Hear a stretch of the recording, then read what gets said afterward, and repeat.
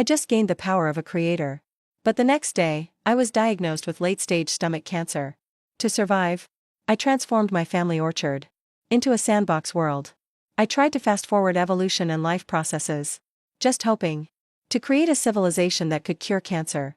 The little people in the square sandbox kept exploring. One day, they were horrified to discover their world was round above and square below. There were even towering giants the size of a mountain. Whenever their civilization didn't go as I wanted, I'd wipe everything out and start over. I'd give each civilization's hero a chance to ask me one question. Whenever they asked how long I took to create the world, I'd think about the days I spent digging and building the sandbox. It actually took me a full 7 days. So the legend goes that the creator made everything in just 7 days. And soon that story spread across this land. Civilizations rose and fell over and over in my sandbox. But who would guess? So many brilliant civilizations all began from a single steamed bun. At first, in my 100-acre orchard sandbox, I made an artificial pond. I mixed it with salt to make it into a sea. In the Central Ocean, I dropped in tons of bug spores.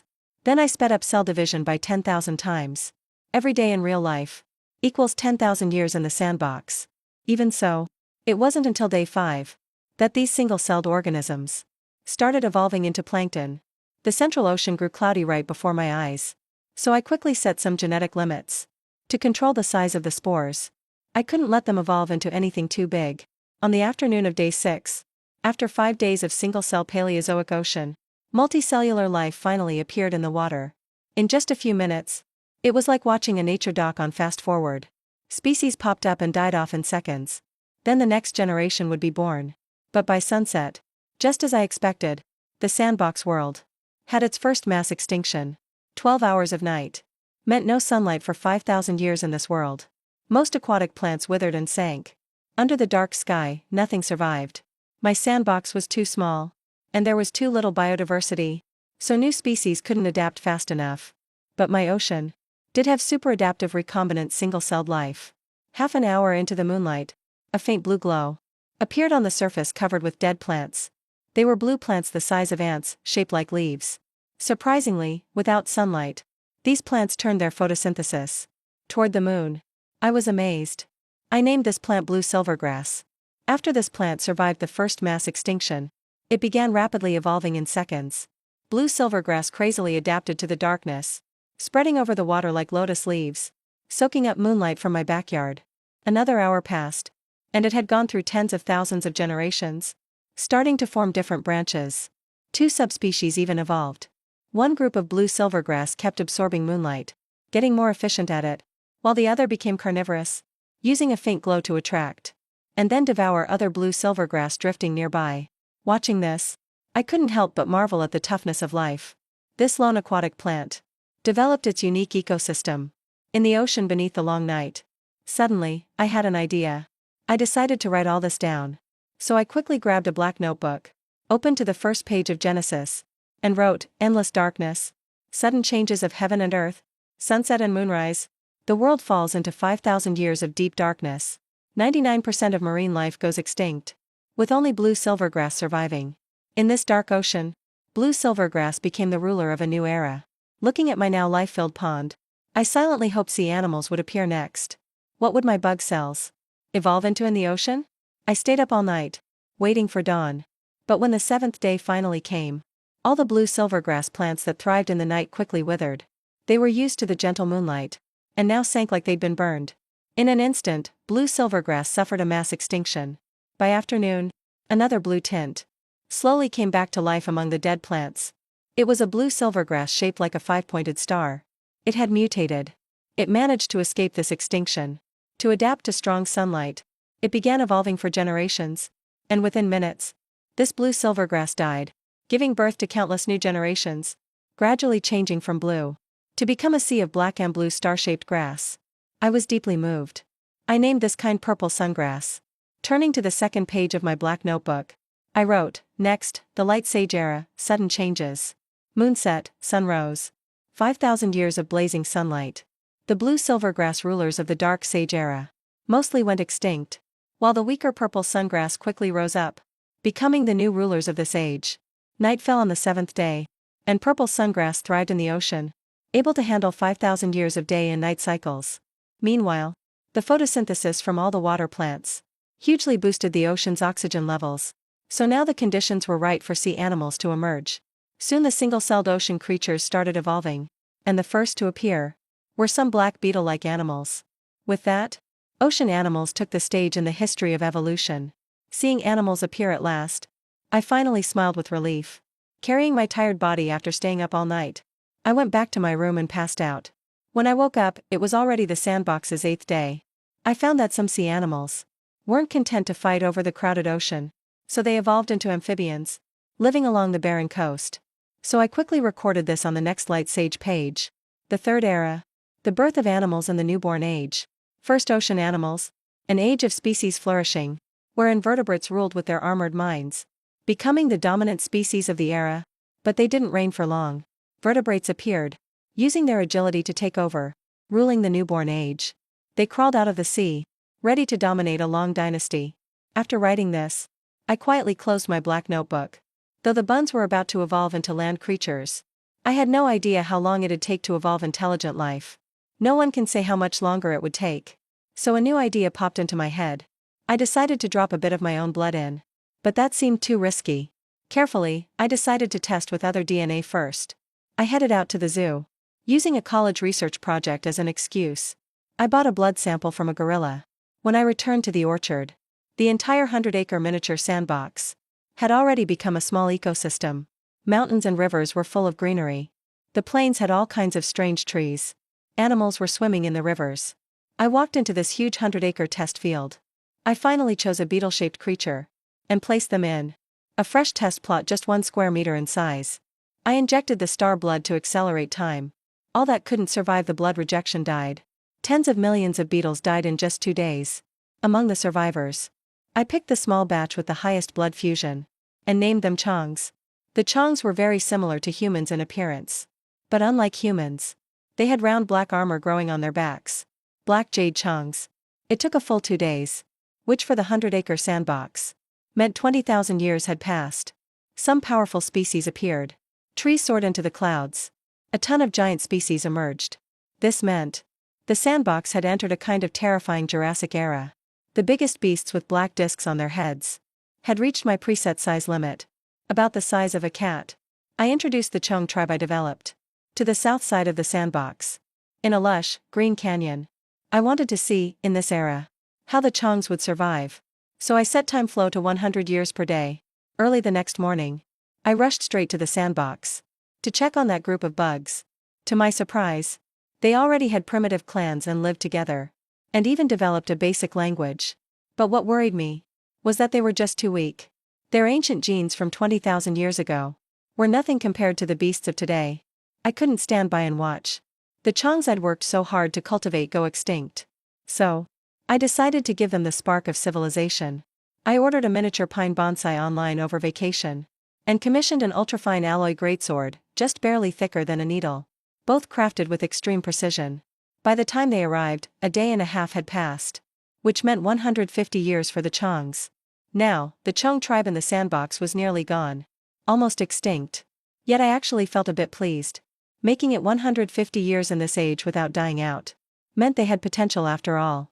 So I set time back to normal, then entered the sandbox. The Chong's tribe was now in ruins. Corpses everywhere. Run. We can't hide here. The Dark Claw is coming. Several male Chongs growled, telling the women and children to escape, while they swung huge beast clubs, charging at a few dark beasts ahead. Beasts called Dark Claws. We have to survive. The women and young Chongs ran off, faces full of despair.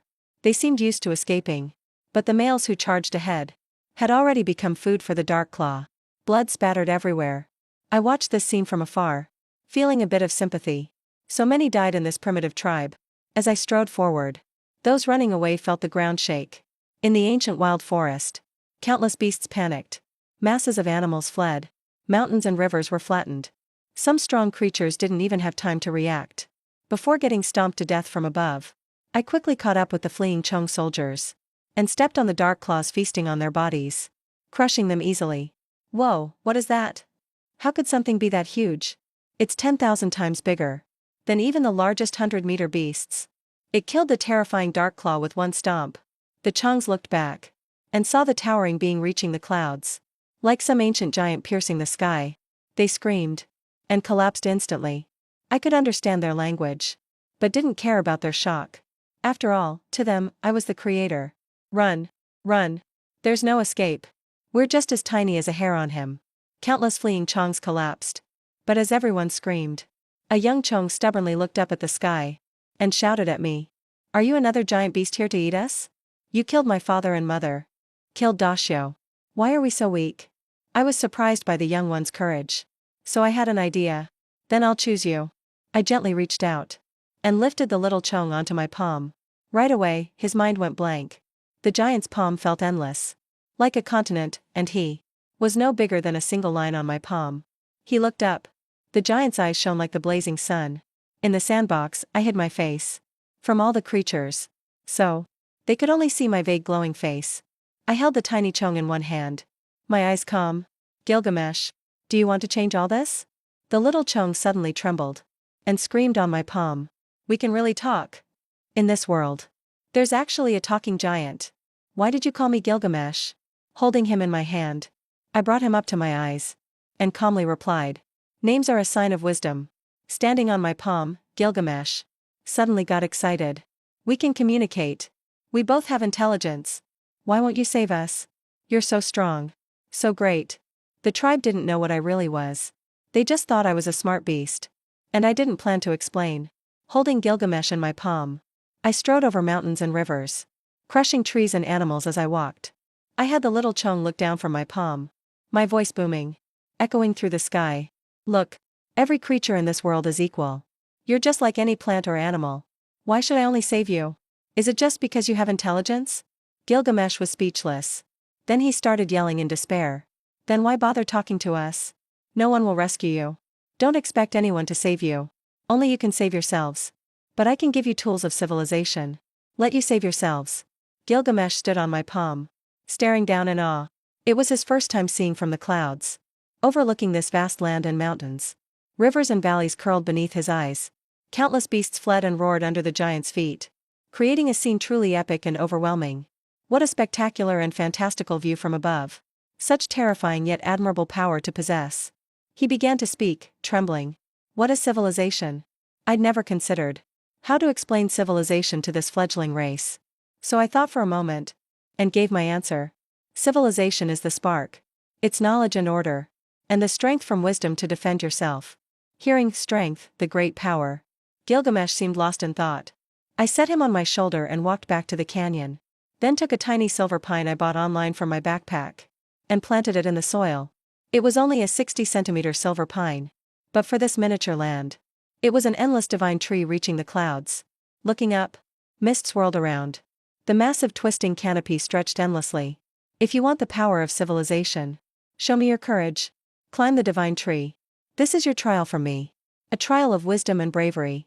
As I spoke, I placed a custom giant metal sword. And a single match soaked in kerosene at the tree's base. Thinking again, I placed a capsule with termite genes at the top. This came from earlier experiments. A byproduct of creating the Chongyuan race. My booming voice echoed through the sky again. These are the 3 treasures of civilization. First, the sword of judgment. It's the weapon to protect civilization. Unlike the savage breeds covering the land. Species that use tools for power. Are called intelligent beings. Second, the torch. With its blazing flames. It is the bridge of civilization. To master fire. Is to begin civilization. Third, the blood of power. Only the bravest warriors can withstand it. Survive the baptism of the blood of power. And you'll gain unmatched strength. Fail, you'll die. If you want to change the fate of your people. Climb the divine tree before the torch burns out. Get the 3 treasures of civilization. With that. I gently placed the young Chongyuan on the ground. Then, as he watched in awe. I strode over the mountains and left. The moment I stepped out of the orchard. I instantly sped up the sandbox's flow by 100 times. So that little match, which could only burn for seconds. For the creatures inside the sandbox. Would burn for days. Next, I used my telescope. And saw the scene beneath the divine tree clearly. The young Gilgamesh. Started climbing the tree with determination. To me. His movements were just a blur. He fell countless times within a few seconds. But kept climbing back up. 10 or so seconds later. He finally reached the treetop. But actually. For Gilgamesh in the sandbox. He couldn't remember how long he'd been climbing, or how many times he'd failed. At the top of the divine tree, standing on the lush green crown, Gilgamesh held the sword high, seemed to be saying something, then quickly turned into a blur again, and climbed down the tree. I was curious, so I used my creator power to replay the scene at the treetop, seeing Gilgamesh conquer the tree, lifting the sword of judgment high, and swinging it over his head. He looked down at the beings and scenery below. The black armor on his back gleamed, his determined face full of confidence. With equal wisdom, one day we'll be like that wise giant beast. Every clansman brimming with divine power, able to scare countless beasts into fleeing. I'll lead my people to the top, and spread the spark of civilization across the land. At the top of the ancient divine tree, this moment was made eternal. Millions of years later, there used to be on this land a once flourishing, yet fleeting, ancient Yenli dynasty. People discovered through archaeology. The epic of Yenli history, written by the great kings of old. This oldest record, the Yenli Genesis chronicles tell. The wise behemoth stood 10,000 feet tall. Its face was divine, trampling over the mountains and land, bestowing the divine tree's trial of wisdom, bringing the three treasures of civilization, encountering the young hero King Gilgamesh. When I woke up the next morning, 100 years had passed in the orchard's sandbox world. For the Chongyuan with an average life of 40 or 50 years. 2 generations were gone. It had been 2 generations. I was looking forward. After 2 generations. Was that young Chongyuan from back then? Had Gilgamesh died of old age? The answer was no. Had Gilgamesh died of old age? The answer was no. He surprised me greatly. In the 10 years after I left, Gilgamesh led his people on the run. Amazed by such wondrous things in the world. Fire could cook food, keep monsters away at night, and bring warmth during cold nights. No wonder the wise giant beast said, "Fire marks the start of civilization." That sword of judgment was the most invincible weapon in this primal land. With the sharp blade, Gilgamesh slayed countless wild beasts, kept his people barely alive, and finally gave them the power to fight back.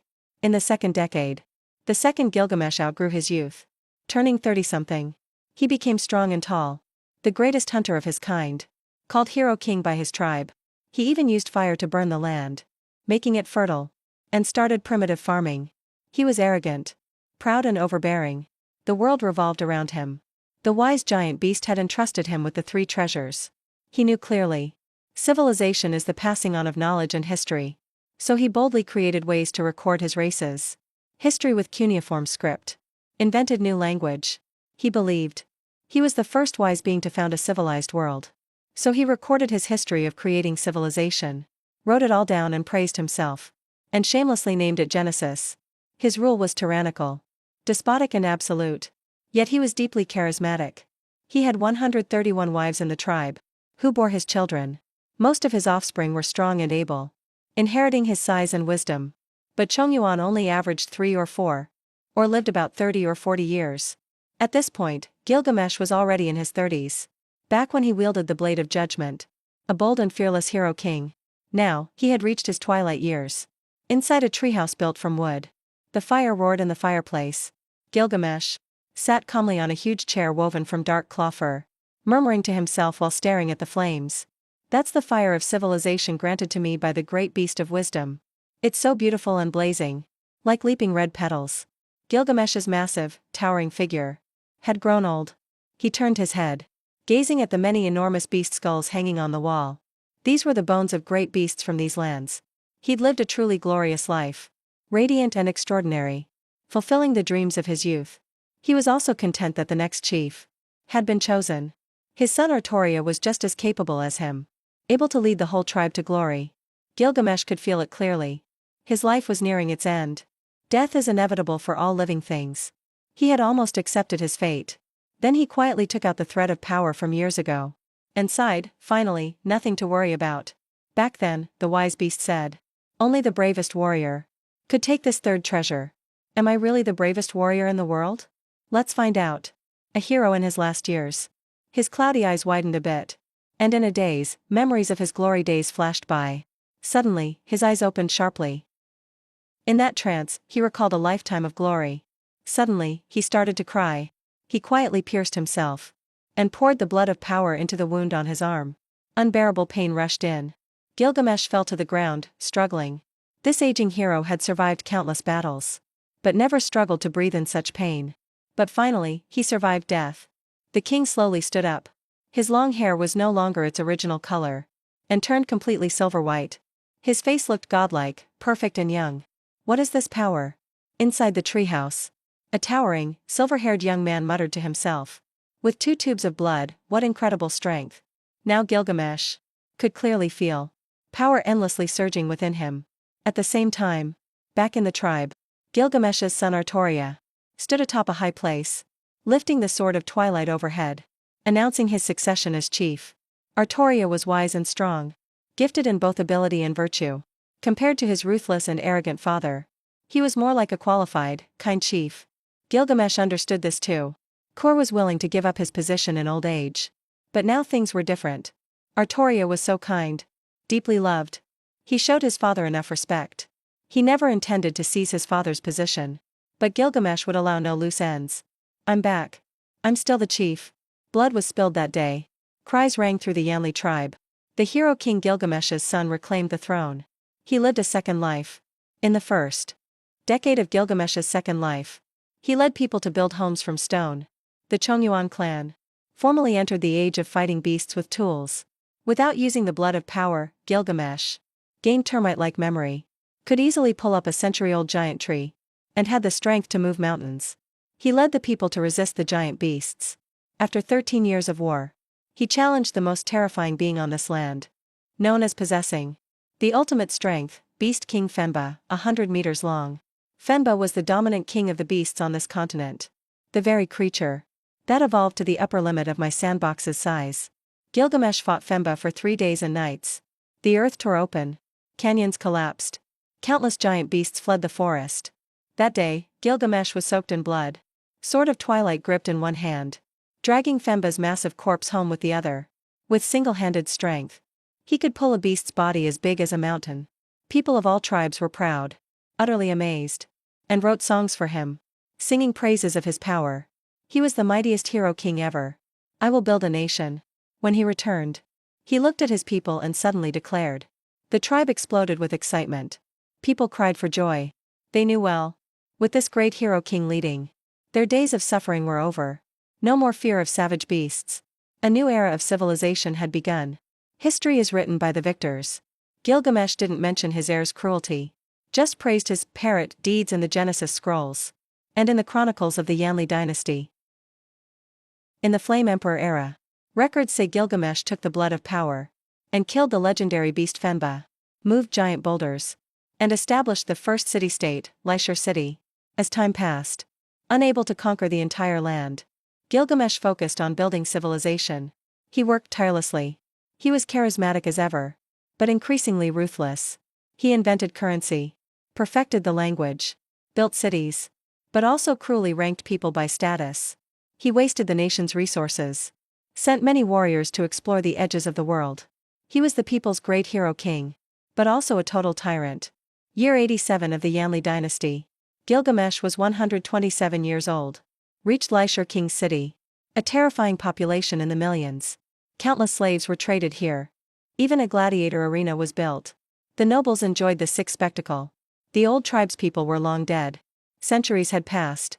Their children and grandchildren no longer remembered their ancestors' hardship. They gradually fell into decay and comfort. But the old Yanli king remained strong.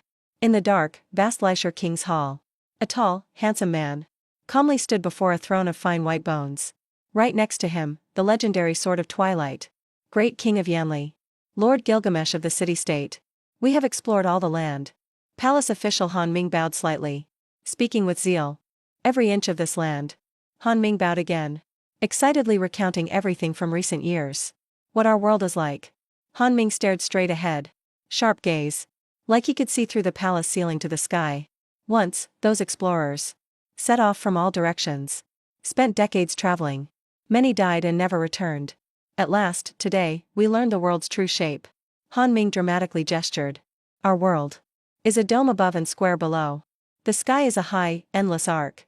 The land is a perfect square. In the center is a vast ocean, surrounded by mountains and rivers. On this immense land, even riding the fastest beast in a straight line, to travel from one world's end to the other, would still take over 20 years. Gilgamesh sat silently on the throne. Then said, "All right. You may leave." "Yes, my lord." Hanming got up and left. Then stopped suddenly, turning back to look in admiration at their king. This great hero king led them out from the caves, founded the tribe, from farming to the age of tools, and then to the city-state era. He slew the most fearsome beast king, 100-meter Fenba, and guided one civilization after another. Over 30 years ago, Hanming was just a young wanderer, summoned by the king into the palace, ordered to draw maps of the city-state. And after 30 years, he returned to Lishur King's city having finished his task. No longer a young man, but a trembling old man with clouded eyes. But instead, he's a trembling old man. His eyes are cloudy. He won't live much longer. But your majesty is still just like before. There's no sign of aging at all. What a truly great ruler. Hanming's body is shaking. His eyes burn with devotion. For over 100 years now, the king has stopped showing his powers. No one knows how strong he is now. Maybe one day in the future, this immortal, ever-living king will lead the Yenling people into a new age of civilization. Our world, round sky, square earth. When the palace was finally empty, Gilgamesh remembered these words. He sighed deeply. He gently touched the huge sword beside him, like a companion who's been with him forever. I've mastered the power of the torch, and I fully understand the blood of power. But the sword of separation? Even after searching the world, I never found it. How was it even made? Gilgamesh sounded truly shocked. He touches the sword blade. What is this material? What kind of giant beast's bone is this? Or maybe some lost craft of another age? Sadly, this world is still not the real world. I never hid any ores in the sandbox. So, civilization here is stuck in the Stone Age forever. In their understanding of the world, they'll never know the word metal. To this world, this shiny, indestructible stuff is mysterious and one of a kind. They've searched to the world's end, but never found that wise great beast from years ago. So powerful and unique. They've searched all the way to the edge of the world, yet they never found that wise ancient beast from back then. Where did this wise beast even live? The beast's civilization is beyond our imagination. The sword of separation gifted to me is a real treasure. But this sword that shaped all civilization also seems to be a warning. This power called civilization, I only understand part of it. The rest is unknown, like the secret of how this sword was made. It makes me feel afraid. The sword of separation hangs over me like a blade. It's hanging sharp above my head, could fall at any second, and end my life. This power of civilization really makes you dream. Gilgamesh sits on his throne, like a lion sleeping for ages. His eyes look far into the distance. Suddenly, he thinks back to that time over 100 years ago. There was that massive, towering figure. A supergiant, as tall as mountains. Covered in a shining aura. Born sacred. With big hands holding him when he was young. Looking over all the land. And teaching him the 3 treasures of civilization. He'll never forget it. It's crystal clear in his mind. Like it just happened yesterday. But sadly, my life is ending again. The study of power is useless to me now. I want to live a third life. Great wise beast. I want to see you again. But sadly, right now, I'm chatting and eating with the neighbor's little sister. I didn't hear Gilgamesh's prayer. Even if I did, I wouldn't answer him. All lives that die of old age are meant to end. No one lives forever. Gilgamesh already lived a life even I envy. Glory for a lifetime. Everyone looked up to him. What else could he regret? But I still underestimated Gilgamesh's desire to keep living. After going through the fear and rebirth of dying once, he fears death completely. This heroic king wants another life. Far from the capital. Year 102, Gilgamesh, 142 years old. This legendary king already lived 3 times a normal life. But his face started aging. He was stunned. His anger shook the nation. He ordered everyone to start searching for the wise beast. And called on all kinds of talented people to make potions and research dark magic. For a while, many wild beasts were hunted in the forests. All their parts were used for experiments. The dark claw, once everywhere, was almost wiped out. History calls this time the era of tyrant states. 13 years later, a court sorcerer made a potion for long life. It worked, and Gilgamesh lived longer. But soon he became resistant. After using it a few times, it stopped working. Gilgamesh started slipping toward death again. Death comes for all creatures. Even the greatest heroes can't escape the end. Year 145, more than 30 years later, Gilgamesh felt his life ending quickly. The old but strong king sat still on his throne. He closed his eyes and mumbled to himself. My life is almost over. I don't want to die yet. After 3 days of silence, he finally opened his old eyes and chose to retire from the world. He began picking the next king. That news shook the empire. The great king is dying. The immortal hero Gilgamesh is reaching his end. But nobody reacted at first. Last time Gilgamesh aged, he handed power to his trusted son, Artoria, making him the next leader. But after living his second life, Gilgamesh killed him himself. Everyone feared becoming the next Artoria. But Gilgamesh really was the smartest king. He directly ordered. The next heir gets the blood of power. He'll be as strong as me, and won't need to fear me. Plus, he'll get the right to lead troops and build a second city, receiving the tool of power, and is allowed to finish it. Once the news broke, the whole country was shocked.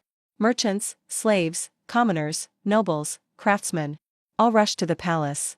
But in the end, even after the trials, most died from rejecting the blood of power. Only the forest warrior Lefty and the nomad commander Randall actually survived after getting the blood. They lived, and each built a city-state. Now, with 2 heirs bearing the blood of power, they're set to share rule, taking over for Gilgamesh, who's dying. They will lead the next Yanli civilization. Civilization started with Gilgamesh, but it can't end with him. Year 175 of the Yanli dynasty. 3 kings ruled together. They ran the empire as one. The Yanli city-states saw an all-time high. Suddenly, Gilgamesh really felt death coming. He started a final struggle. He called all the craftsmen, and built a temple even more impressive than the martyr king hall, the wise beast temple. In this huge stone temple stood a towering statue of a giant god, shining and endless. The giant held the young hero king with one hand. Gilgamesh. His eyes shimmered softly, looking down at the whole land. He radiated an incredible divine presence. That day, Gilgamesh led his ministers. He led millions of his people. The entire nation worshipped the wise beast, hoping that the great master of wisdom could feel their sincerity. If only he could see the wise beast once before dying. Gilgamesh's old face was suddenly full of tears. After nearly 100 years. Now, Gilgamesh is close to death. He gathered all his ministers to worship at the temple, begging for a second meeting. The wise beast.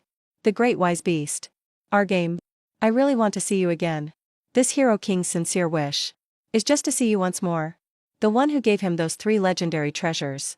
The mysterious wise beast. The grand scale was overwhelming. I was walking with the girl next door when I suddenly got a message from the creator.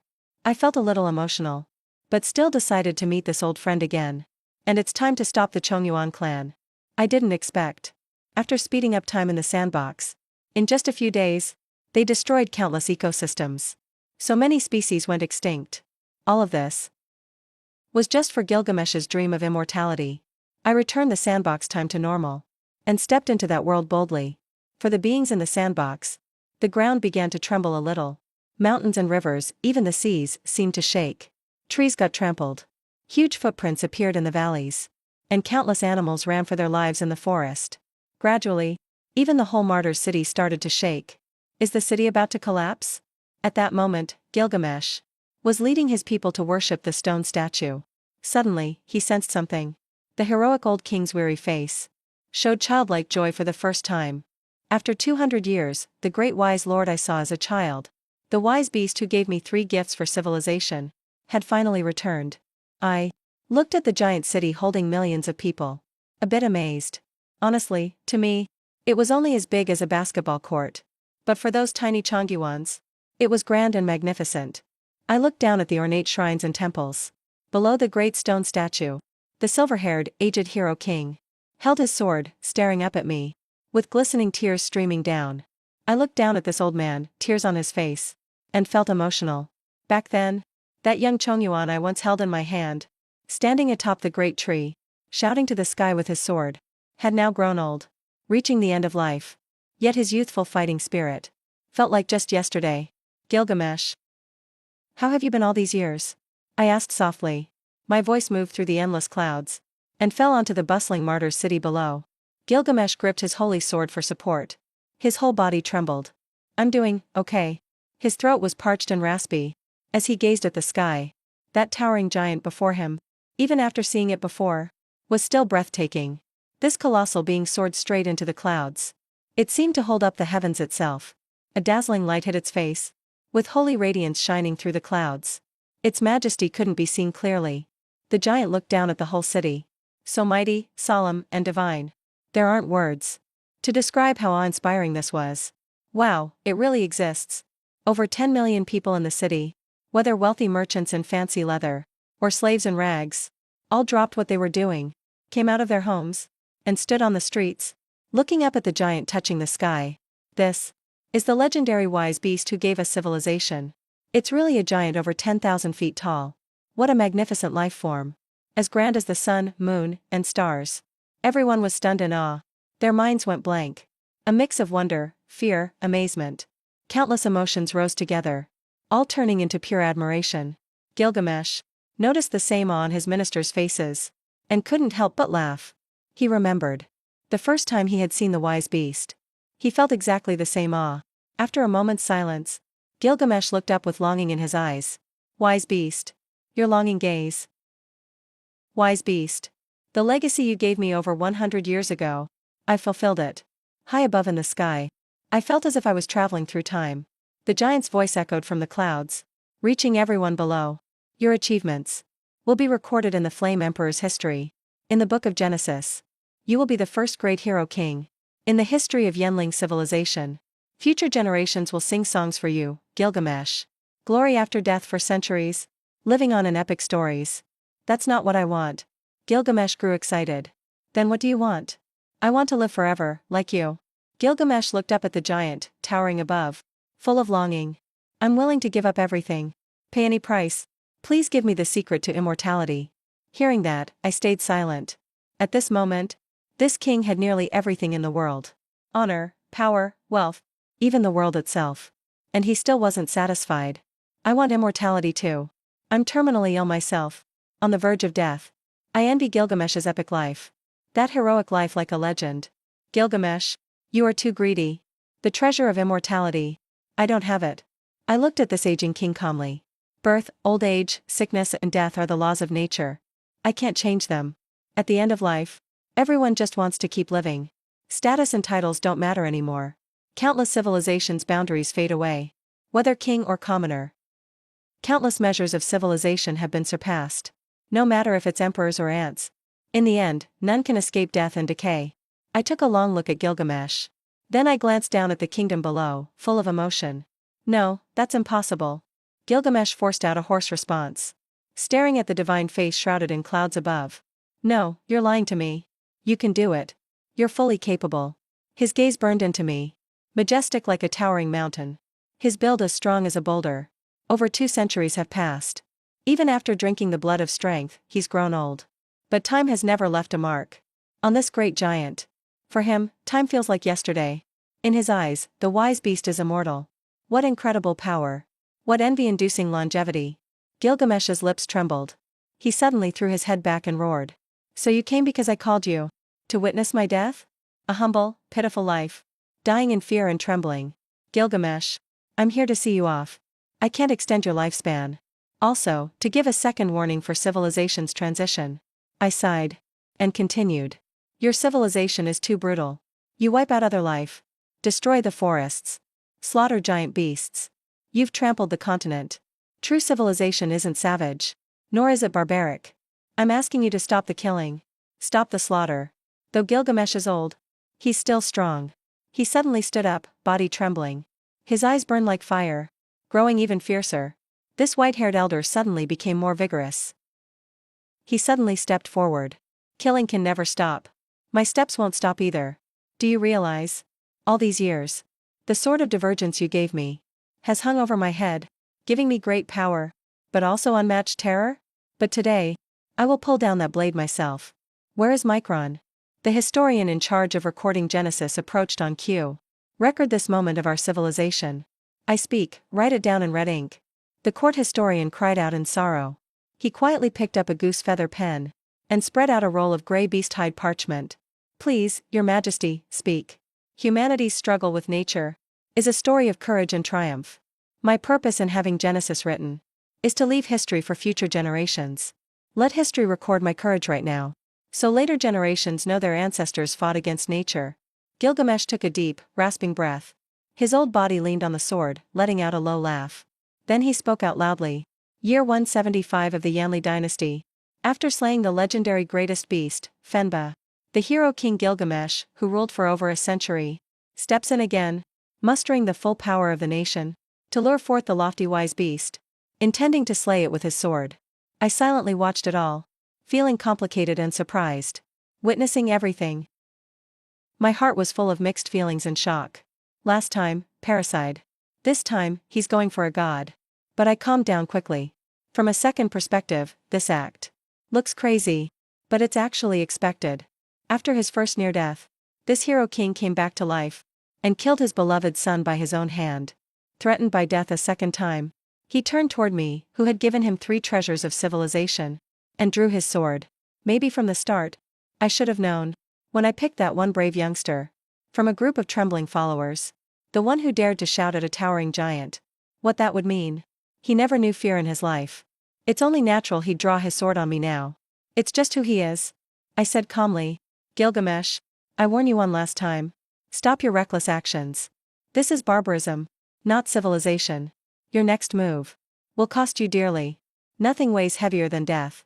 Gilgamesh slowly opened his red eyes, like he was young again, with that rare, wild passion from his youth. Just like before, when I faced death and killed Fenba. Today, I'll slay the wise beast, steal his civilization, and take his power. Witness true immortality. I'll lead my people to defy the gods. Gilgamesh roared furiously. This is the first clash of civilizations. One intelligent civilization against a unique wise beast. Even if you once guided our civilization, now you stand in our way. He raised his long sword high. Fierce wind swept his silver hair all over, full of wild arrogance. Just then, a distant bell echoed through the city. The whole city erupted. Hundreds of thousands of troops surged out, forming tight and orderly ranks. I sighed at the scene. Turns out, more than 10 years ago, Gilgamesh was already prepared to take down the wise beast. Today just draws me out. If I didn't accept his terms, he would lead his men to kill me. Clever and brave. From this angle, he really is a great tyrant. At the same time, in the distant plains megacity, the nomad General Randall stood calmly before the palace. Even from far away, he could see the giant towering into the clouds. Such a grand and perfect life form. Randall was in awe, his pupils constricting. It's time to act. If not for seeking allies, under Gilgamesh's harsh rule, how could he have shared the precious blood of strength with anyone else? All this was in preparation for today. Andar suddenly drew his longsword, showing the prairie warrior's spirit. He shouted loudly, March! History will remember this great moment. Yanli dynasty. Year 175, the Yanli will slay the wise beast, drink the immortal blood, and return triumphant. Meanwhile, atop the sacred tree near the capital, once a sky-piercing ancient tree, used to trial 3 treasures of civilization. That ancient tree now holds a thriving forest city. At the summit of the sacred tree, the forest warrior Likadu leaned on a wooden cane, quietly watching the terrifying giant towering in the distance. Several students stood quietly behind him. Teacher, it's time to go. We promised the king, so we should honor our word. Someone reminded him softly. No, we are leaving Likadu Forest City. Choosing to do nothing. Even Lychee sighs in disbelief. Even looking at the royal city from afar, that terrifying giant's aura still made his heart feel crushed. Was the teacher afraid? A blunt student finally asked. The 3 mightiest kings of the royal city joined forces. Even the legendary giant of wisdom might not be unbeatable. I'm not afraid. I'm not scared of death. But I do fear losing my civilization and knowledge, more precious than life. That's why I can't massacre like a beast the civilization we received. The wisdom beast who saved our people. If there's no gratitude or morality, we'll be no different from beasts. The students stayed silent. Their teacher was one of the 3 mightiest leaders. He had received the blood of power. A great forest hero who survived. But now he chose to disobey orders. I refuse to go to war. Guilty enough to be beheaded. If His Majesty wins, take my head to the royal hall. I'm guilty of disobeying orders. Use His Majesty's tyranny as the charge to expose his rule. I was doomed no matter what. This was all my own idea. Please, spare the royal city. If the wisdom beast wins, then present my head to him. Beg the great giant's forgiveness. So he knows. We still have real heirs to civilization. Not just brute savages. Beg him not to wipe out our kind. Leave a glimmer of hope. The teacher, Lichi-do, stood atop the sacred tree. Opened his arms calmly. Stayed quiet for a moment. Then steeled himself. Blood bloomed. He cut off Lichi-do's head with his own hands. One of Yanling's greatest heroes. Forest King Lichi-do. Died without resistance. Xianzhe looked at Lichi-do's severed head. That familiar, peaceful face. Silently wrapped it in animal hide. Suddenly, a pang hit his heart. He somehow sensed something deeply important in life was slowly breaking inside. Countless arrows rained from the ground. This was Yanli's best army. But to me, it's just a mass of ants. Their arrows are sharp, but too weak. Arrows and spears hit my thick jeans. Didn't even scratch my skin. Even the elite army couldn't pierce his clothes. I should have guessed. My troops, beast conquerors of the forest, are useless against the giant of wisdom. Completely useless. Just as I said that, Hill couldn't do anything. And just then, Gilgamesh suddenly leapt powerfully. In a blink, he flashed to my knee. I was a little surprised. That's insanely quick. For an ant to leap like a flea. Such scary jumping. Really impressive. I swatted with my hand. But unexpectedly, this old sword king dodged with skill. Gilgamesh kept darting at high speed. Dodging left and right. Climbing my jeans upward. Looking dead serious. So this is the wisdom giant. Even just a simple move nearly blew me away with the wind. Your Majesty, Randall is here to help. Savage King Randall just arrived too. With a light jump. He also leaped 7 or 8 meters high. Climbed onto my leg. I reached for Randall. Faced with my mountain-sized hand. This grassland king was just as nimble. Battle-hardened from fighting giants all his life. A masterful fighter. Truly a grassland king. You two are impressive. But that's the end of this test. I said, suddenly thrusting my palm. And slapped at Randall with great speed. Randall's face changed dramatically. No time to react. He was sent flying instantly. Next second, I struck at Gilgamesh too. Crushing down on him with force. Damn it, how? Gilgamesh's face filled with shock. He barely reacted. And blocked with an amazing sword swing. My palm hit his blade. He went flying through the air. And crashed down quickly. In just one move. He was defeated. I could barely scratch him as he fell. One move was all it took. He was down. I only managed to cut his skin a bit. Gilgamesh landed hard, giving a bitter laugh. And spat lots of blood. I looked at this hero in awe. Even in defeat. He never looked afraid. Even knowing we were worlds apart in strength. Gilgamesh, such a complex and mighty man. Has real charisma. Proud and unique. Brash and arrogant. His heroic days are gone. I actually feel sorry and regretful. But his time is up. I really can't change that. Randall was also coughing up blood. His chest heaving hard. Looking at the giant in the sky. And even then, no fear in his eyes. He accepted death from the start. A warrior never fears death. He just gave a sad laugh. So this is the gap. What are we really fighting against? Do you regret it now? I sighed softly. My whole body glowed gold. Enormous in size. Towering through the clouds. Like an ancient giant. Mysterious and majestic. Regret? No. It's just a choice. Gilgamesh spat more blood. And said nothing more. Right then, Yanli admitted defeat. Facing the giant of wisdom. To challenge such a giant. Defeat, they knew what it meant. The apocalypse was coming. I glanced at the fleeing army. Destruction, madness, screams everywhere.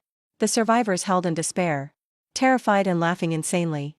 Driven to madness for sure. I never wanted to control so many fates. Control. Laughing wildly, clearly insane now. I never thought I'd control so many people's fates. Or shape the rise and fall of a civilization. I looked down at this aging hero king. And spoke calmly. Are we headed for destruction? Just like we wiped out so many beast races. Will you destroy us? To avenge them? I quietly watched him. His civilization is about to fall. But right now, he's still not afraid. I thought for a moment. Since you wouldn't listen to advice. I will destroy you. You ruined the whole world's ecosystem. And drove too many species extinct. I can't let you keep multiplying endlessly. Hearing this, Gilgamesh smiled in relief. Years ago, you told me what civilization was. Now can you answer me a few final questions? Our king is actually asking the wise beast questions. Everyone held their breath. Looking up at the colossal giant. The air grew still for several seconds. Even the giant beast stayed quiet. Suddenly, a deep, profound voice pierced the clouds. And echoed down to the shattered martyr city. Ask your question. In that instant, the world went silent. Blood-soaked land fell quiet. Countless fleeing soldiers froze. looking back at the giant in the sky. How will you destroy us? With water. I pause for a moment. And calmly add. I will bring a massive flood. To wash over this whole civilization. And erase your footprints. Suddenly the land held its breath. Everyone went dead silent. The whole civilization.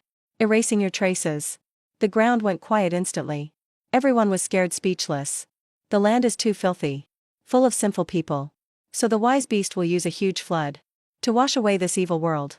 But even if the wise beast is that strong, how could it unleash a flood covering the whole world? That's beyond any beast's power. That clearly means. People started to breathe faster. Faces filled with fear. No one could find a word to describe this legendary beast. Second question, this world is flat and round. But how come you've never left a trace here? Where did you come from? What exactly is a wise beast? Why did you give us the flame of civilization? And why did you stop us from killing other races? You say all life is equal. Wild, wise, even plants are equal. So what does this land mean to you? I lower my head, looking at this doomed hero. The king giant looks down at Martyr's City. A booming voice sweeps across the land. This land is the world I created. You are all my children. Wild, wise, plants. All living things are my children. So you are equals to me. Even the air seems frozen in place. People on the ground started to breathe quickly. The breathing grew louder and faster, turning into waves of gasps.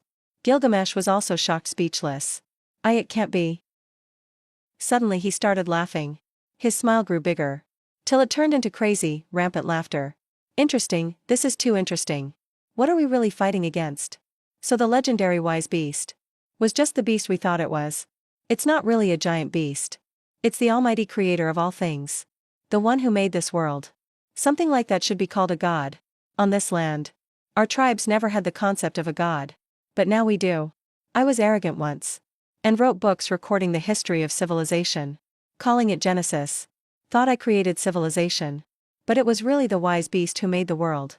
All beings are his own children. What incredible power. And I dared think I could. Gilgamesh's voice suddenly stopped. Then his laughter pierced the sky. He laughed even harder. But I just felt silent inside. The sky-high giant's body stood tall at the city's edge, watching this doomed hero king laugh. I've always been pretty patient. So I tolerated his wildness and rage before death. Last question, to create our world. How many days did it take? Gilgamesh suddenly asked. That question really made me think. Back then, to turn the orchard into a sandbox, I dug up dirt.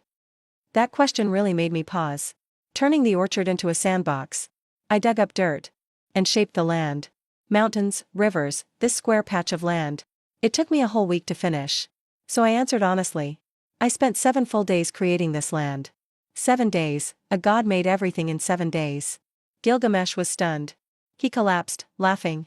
Laughed until he shed tears. His laughter turned hysterical. For a second, he felt something break inside. The sound of a heart shattering. His pride and defiance smashed before death. Nothing is worse than a broken heart. One day, in his wild laughter, his mind faded. He suddenly remembered his boyhood. Standing on the giant's palm. And asking his first question. What is civilization? Civilization is fire. It's knowledge and order too. Civilization is also the greatest power wisdom uses to survive. Gilgamesh laughed harder and harder. His laughter carried over hills and breezes. Across rivers and forests. On this land, everyone seemed to look up in a daze. As if they all heard the wooden dirge of the king of salt pears. Countless people wailed in tears. Singing the nameless song of salt pears. A folk ballad of sorrow. The great king is dead. On this day, at Martyrs. On the city's edge, a heroic epic king, Gilgamesh, walked to the end of his life. And became dust in history. I sighed. Watching this hero king leave. I never wanted to fight for anything. Everything you wanted. Every question you asked. I answered them all honestly. But I really can't give you immortality. Even I am about to die. So why bother? The king is dead, our king. The strongest hero king ever, Gilgamesh. He raised his sword at the creator. He died, and we lost. Countless people wailed. And ran for their lives. I silently looked down at it all. Where can these people run? To the edge of the world? Unbelievable. It's truly unbelievable. The scribe wails in sorrow. Standing atop the towering walls of the martyr's royal city. He watches the great hero king fall in defeat and death. He breaks out in cold sweat upon learning the terrifying truth. I have to, before I die. Record everything. I want to leave the truth of this world for future generations. The scribe trembles all over. Sweat soaks his arms. He had just written down Gilgamesh's epic challenge against the beast of wisdom. Now, still trembling, he flips to the next page. He quickly records a new chapter. Genesis, the chronicle of the Yanli kingdom. The beast of wisdom was actually the creator. Gilgamesh grew proud and arrogant in his old age. He dared to raise his sword against the creator, trying to gain immortality with divine blood. In the end, he angered the gods.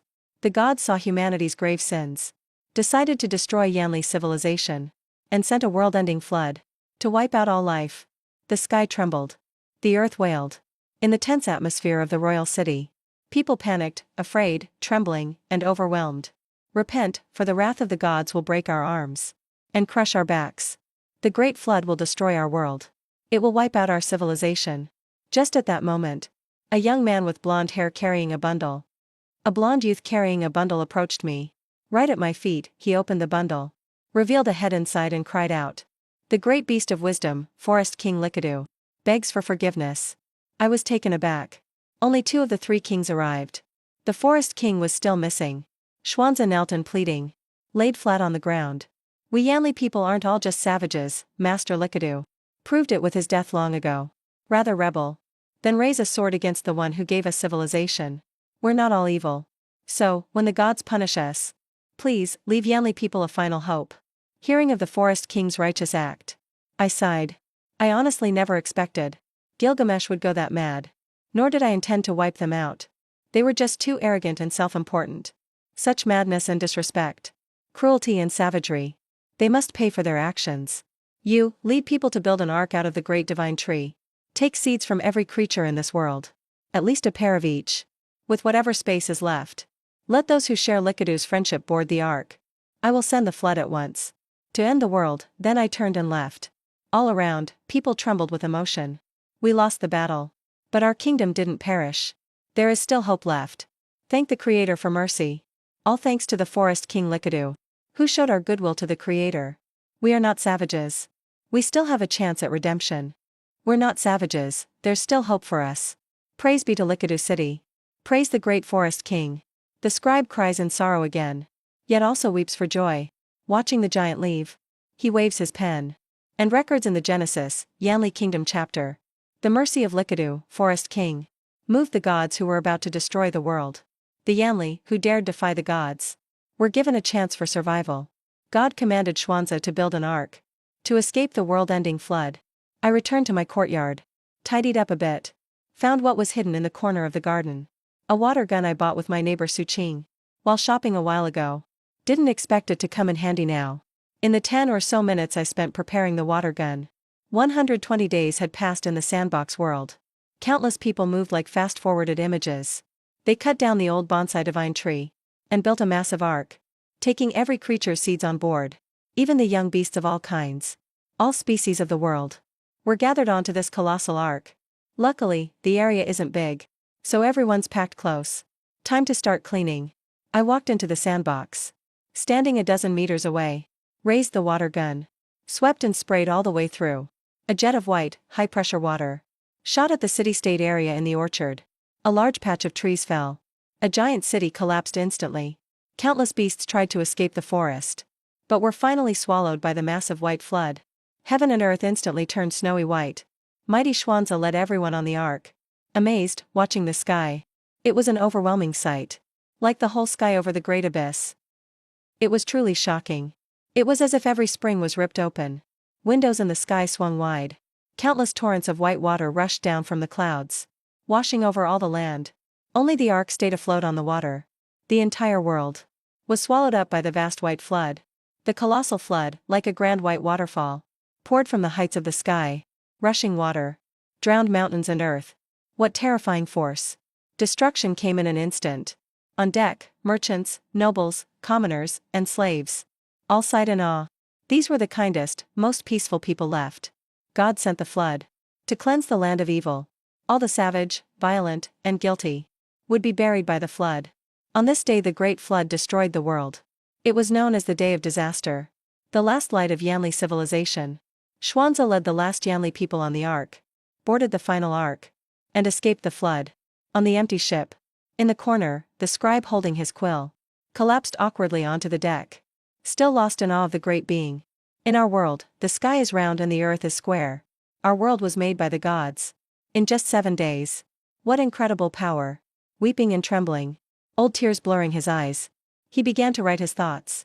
Silently finishing the legend of the 7 days of creation. Picking up his pen, he wrote the final Genesis. The record of God's 7 days of creation. On the first day, God said, "Let there be light." And there was light. God separated the light from the darkness. He called the light day. And called the darkness night. On the second day, God separated the light from the darkness. He called the light day. He called the darkness night. On the second day, God said, "Let there be air to divide the waters." And so the sky appeared. On the third day, God said, "Let all the water under the sky be gathered together. Let dry land appear." The water and land separated. God called the dry land the continent. He called the gathered waters the sea. Fourth day, fifth day, sixth day, seventh day. Heaven and earth were finally complete. God rested. He blessed the previous 6 days on this day. From then on, people believed the historian's vision was real. As if the Creator God truly appeared to mortals, telling them in detail about the 7 days of creation. But why would God humble himself? To explain in detail the creation of the world to mere mortals? Still, people preferred to believe this story. In the story, God rested on the 7th day. People called this day the day of rest, the holy day. That's how this tradition started. People also chose to rest on this day. I kept washing for a while. After making sure I missed nothing, I finally turned off the pressure washer. I quietly flipped the switch and put it away in the storage room. So now, it was a fresh start again. Endless slaughter from Chongyuan. Overbreeding nearly destroyed the world. Now just 1 pair of each species remains. Soon they'll bounce back to the old ecosystem. Hopefully, this time, they'll become more cautious. Genesis AI spoke beside me. Even if you don't destroy them, they'll still destroy themselves. They'll eat every species, and then die out on their own. Might as well just start over now. I let out a long sigh. I'm not as fragile as you think. No need to comfort me. I just feel a bit down, that's all. Let out a sigh. I'm not as fragile as you think. No need to comfort me. Just a little upset. Genesis AI went on, as a queen of the hive. You've bred countless children and species.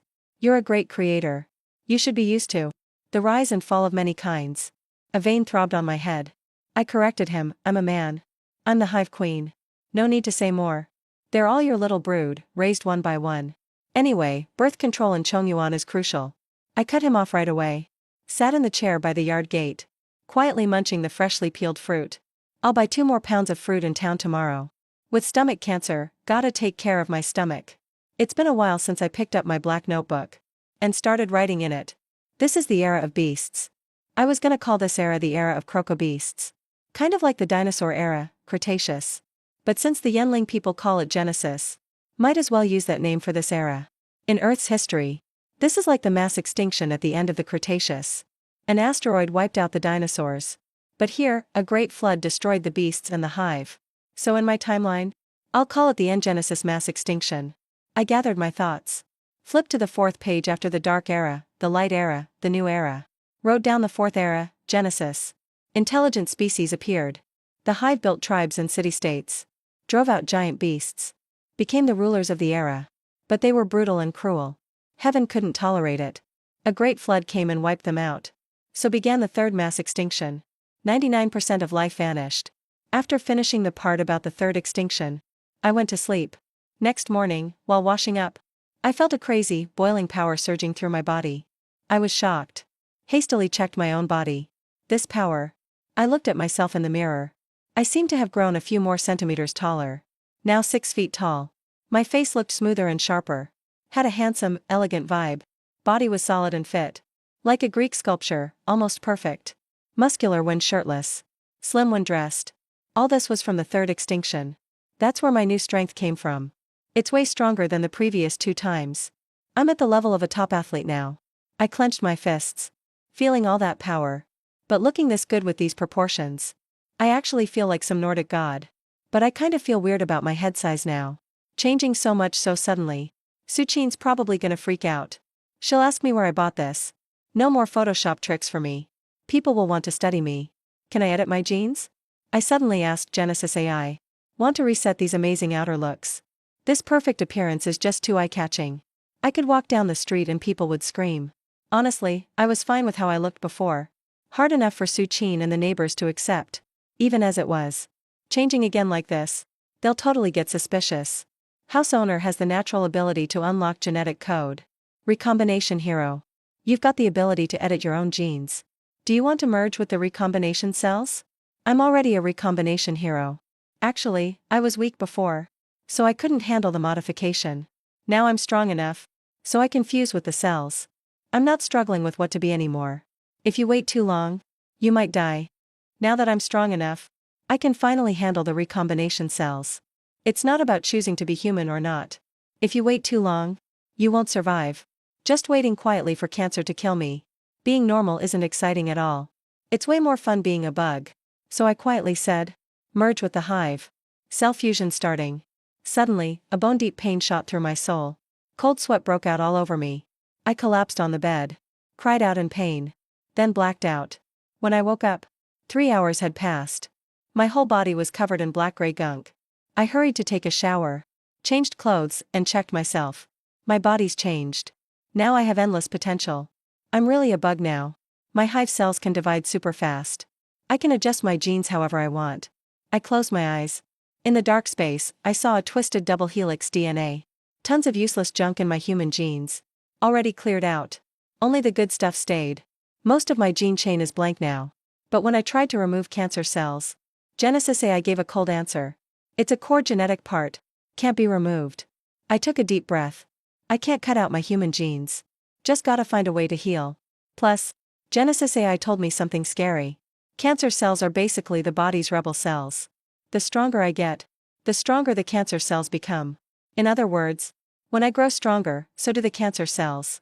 They're multiplying like crazy inside me. This mass extinction, if I absorbed any more power, I might just die on the spot. That really scared me.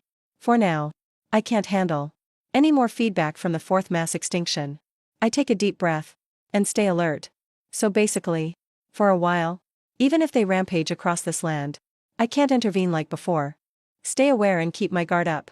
So basically, for a short time, even if they go wild in this place, I can't just do whatever I want. Lots of extinctions happened. They reset everything. I remember last night.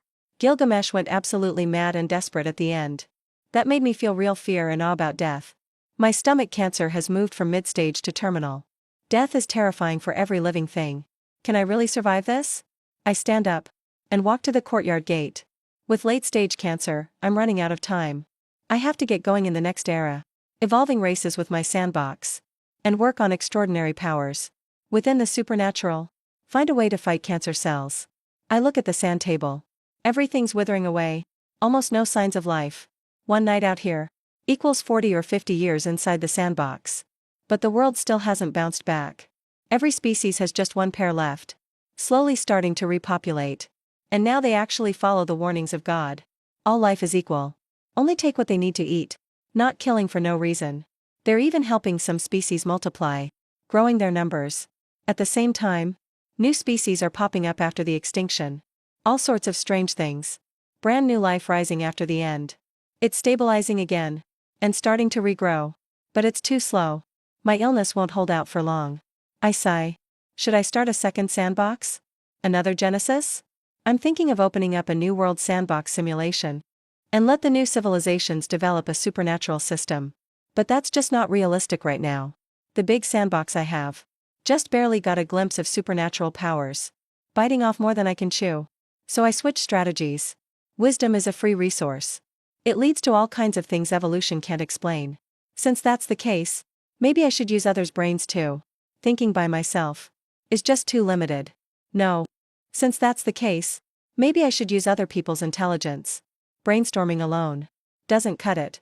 Why not tap into more people? Pull in a group to join me. Yeah, this time I'm going all in. Evolving species alone is way too slow.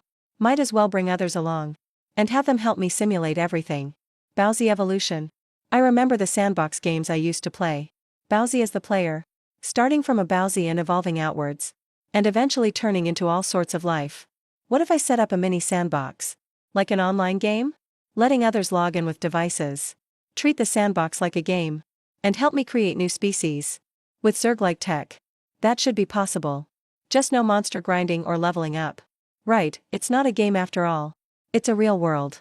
I'm thinking to make it like Minecraft. Open world sandbox. Let players start cell division at 10,000x speed.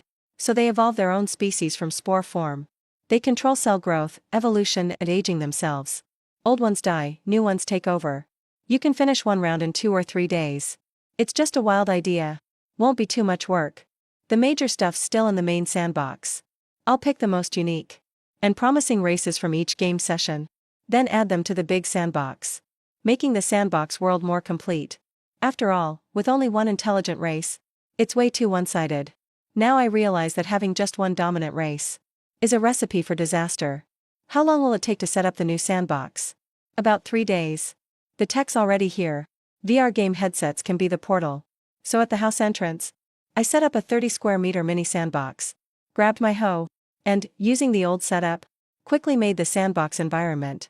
Physically, I'm okay now. I still have the illness, but I've got my energy back. A day later, the sandbox was set up. Feeling healthy again, even though I've still got the fatal disease. I can actually work now. A day later, a seasoned Steam player named Shan was looking for some indie games when he found this VR game, Bowsy Evolution. The beta description mentions sandbox farming. Game starts with a Bowsy species evolve with endless possibilities. Perfect for casual players. At first he scoffed. Probably just another overhyped Chinese game. But its huge 3 GB size got him curious. So he downloaded and registered. Put on his VR headset and entered the game. No way. You actually have a body in game. Feels like I'm really swimming in the ocean. Chen Wenshan's mind went totally blank. He knew he'd stumbled on something unbelievable. But right when he got in, he couldn't see a thing. Because he's still a spore, a single-celled organism. He needs to evolve eyes and a vision system first. He died over and over. Generations passed. Until he finally grew eyes. Then a mouth, and started hunting. But he got wiped out quickly. His eyes were too weak. Always ambushed by enemies. So, he even went to the library to research evolution. And after a few hours, finally evolved a barely surviving creature. Endless sticky tentacles everywhere. One huge eye. And a mouth full of sharp little teeth. Ha! I finally did it. Chen Wenshan felt super accomplished. He steered his tentacled monster ashore. Blown away by the real mountains and rivers. Meanwhile, I'm sitting by my door, eating an apple in the sun, watching a freaky creature crawl onto land in the distance. And I'm just stunned. What evolution is that? Bizarre creatures. Scary big eyes. 2/3 of its body is just eyes. This is how extreme evolution makes weird creatures. Those huge eyes are freaky. Eyes take up most of its body. Maybe evolution had a grudge against just growing eyes. According to evolution theory, wasting most resources on useless eyeballs should have been wiped out by nature. But I find it really fascinating. Doesn't this look like a mythical blood-eyed monster? Just then, I heard banging at the door. Suchin brought food. I got up and walked to the door. And stepped right on the cross-eyed monster. It squished into a pile of mush. Chen Wenshan's screen showed failure again. He was totally stunned. His creature was evolving so well. Finally, it looked like a real species. It just crawled to land, ready to rule. Why did it get stomped out of nowhere? As I opened the door, Suchin brought a tasty meal again. He glanced into the yard. Why are you farming by yourself? You look pretty happy with it, too. Farming makes me happy. He stared at me, clueless. Like he was shocked. Why do I feel like your vibe is changing? You seem really different now. Are you using cheat codes? Even though I changed back to my old look. But after 3 mass extinctions, that superhuman vibe is hard to hide. I just touched his forehead. Are you feeling sick? He got tricked by me again. So he switched the topic. Aren't you bored hanging out in the yard? Wanna go hang out with me sometimes? I looked at her, surprised. Are you serious? What about your ex-girlfriend?